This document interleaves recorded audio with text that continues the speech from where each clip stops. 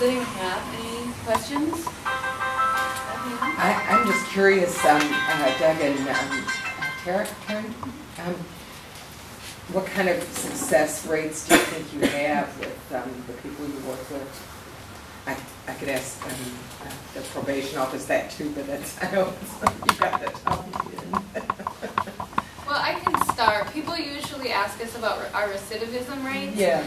And we just conducted a full study of our recidivism rates in comparison to the traditional criminal justice system.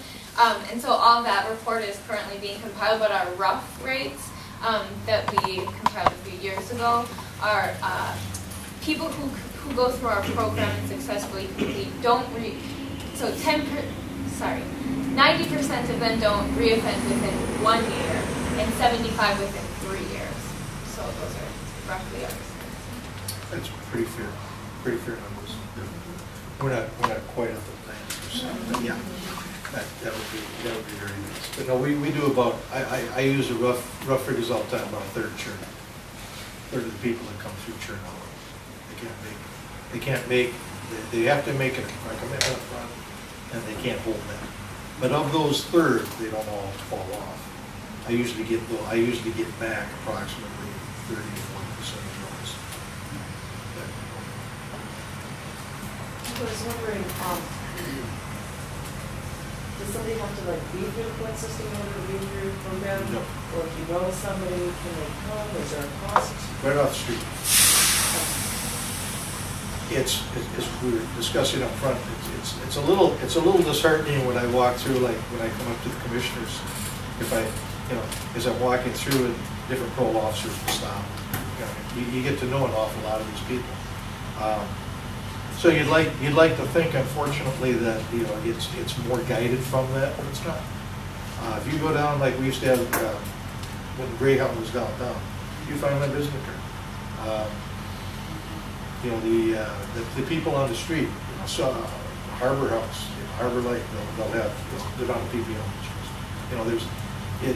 We're known on the street. We're going through all the different programs. People from Duluth are sent out, and that's not a good thing for the community. That's one of the reasons why we've had conversations now with other counties as well, that the burden. They're coming across the same thing with HCMC now and everything else, because Hennepin County is structured differently than what most counties are. So when you get into resources, there's this belief that Mark's dragging big gold bars around his back pocket. Could I have it? The reality is, that if you go up to Duluth, and that's one of the disadvantages of being in the programs. I've been with this program now for 50 years. When I walk through the streets, or take a walk on Lake on Saturday night, you see an awful lot of what's going on. A lot more, I think, than around. When I go up to Duluth and I work with other organizations that are trying to develop programs, they're not like us, but they're doing some of our things. Goodwill up there is doing something like that.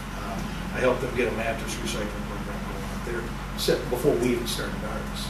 We were in e-waste at that time, larger than the mattresses. But the issue is what are the individuals walking in with?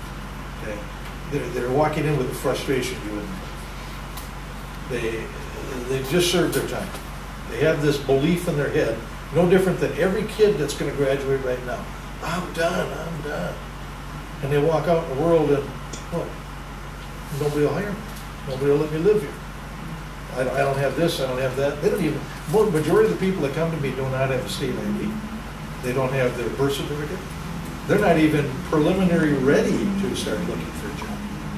So one of the things that we structure right off the bat is, we work with the different people.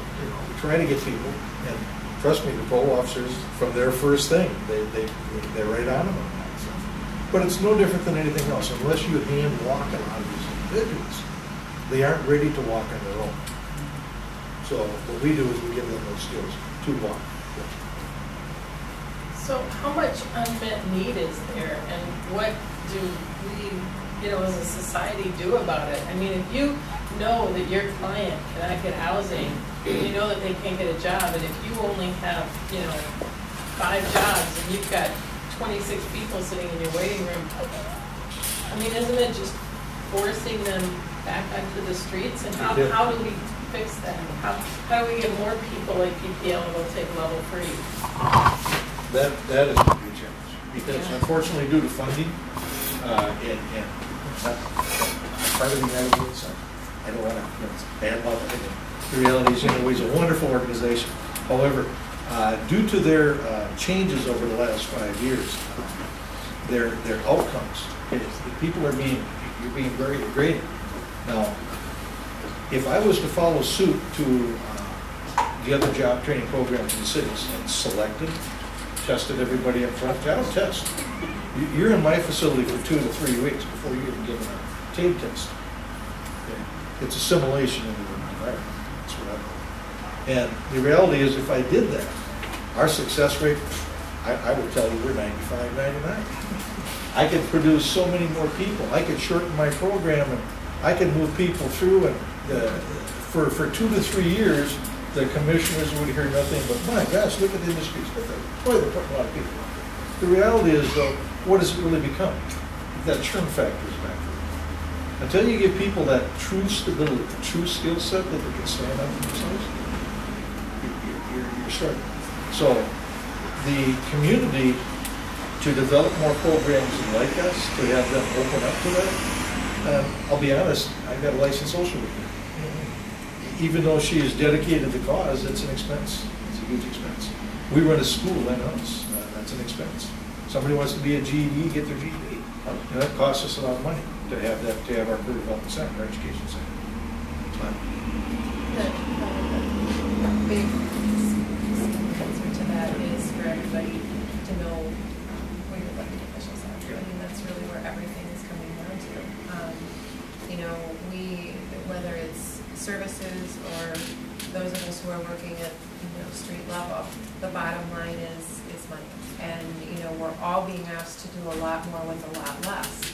And another reason we were put here was really for also proactive measures. So somebody suspects somebody down on 26th and Central is a prostitute. It's not unusual.